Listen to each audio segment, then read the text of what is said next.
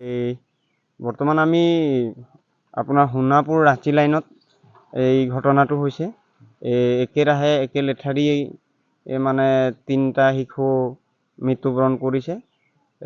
তো আমি বৰ্তমান ইয়াত আহি গৃহস্থসকলৰ পৰা অভিভাৱকসকলৰ পৰা গম পাইছোঁ যে বিভিন্ন ধৰণৰ কাৰণ তেখেতসকল ব্যাখ্যা কৰিছে, কিন্তু এতিয়ালৈকে আমি বিভাগীয় কৰ্তৃপক্ষৰ বা চিকিৎসক আমাৰ গেলেকী চিকিৎসালয়ৰ পৰা আমি একো অধিকৃতভাৱে জানিব পৰা হোৱা নাই যে কি হৈছে বা কি নাই হোৱা। তো ইয়াতে প্ৰথমে আপোনাৰ শশী তাঁতী বুলি 3য় শ্ৰেণীত পঢ়া ছাত্ৰ এগৰাকী 8 বছৰ হৈছিল, ই ঢুকাইছে।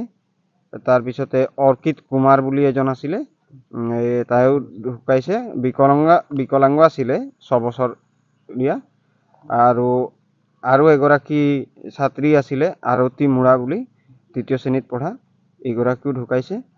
তো এই সমগ্ৰ এই 3জনৰ যি মৃত্যুৰ ঘটনা, এইটো 2-এদিনৰ ভিতৰতে একে লেঠাৰিয়ে লগালগিকে তেখেতসকল মৃত্যু হৈছে। তো গতিকে আমি ইয়াত সন্দেহ প্ৰকাশ কৰিছোঁ যে ইয়াত নিশ্চয় কিবা চৰা ৰোগৰ কিবা আগমন হৈছে নেকি, কিবা তেনেধৰণৰ। আৰু ইয়াত খোৱা পানীৰ যি বিশুদ্ধকৰণৰ ব্যৱস্থা আছে সেইটো নায়ে বুলি ক'ব পাৰি। তেখেতসকল কুঁৱা নাদৰ পৰা পানী সংগ্ৰহ কৰি খায়। আৰু বৰ্তমান আমি ইয়াত আহি গম পালোঁ এই কথাষাৰ। লগতে আমি বাগিচা কৰ্তৃপক্ষৰ পৰিচালকজনকো জনালোঁ যে আপোনালোকে অন্ততঃ খোৱা পানীৰ ব্যৱস্থাটো কৰিব লাগে। আৰু এই মানুহখিনি কিন্তু মোদীনগৰ চাহ বাগিচাৰ কৰ্মৰত মানুহ। তো আমি বাগিচাৰ কৰ্তৃপক্ষক এটা কথাই কৈছোঁ যে ইয়াত অন্ততঃ খোৱা পানীৰ যিটো সমস্যা, এইটো স্থায়ী সমাধান কৰিব লাগে বাগিচাই। আৰু যে তেখেতসকলৰ এই খোৱা পানীৰ পৰাও কিছুমান ৰোগ সদৃশ হৈছে, তো সেইখিনি যাতে নিৰাময় কৰিব লাগে।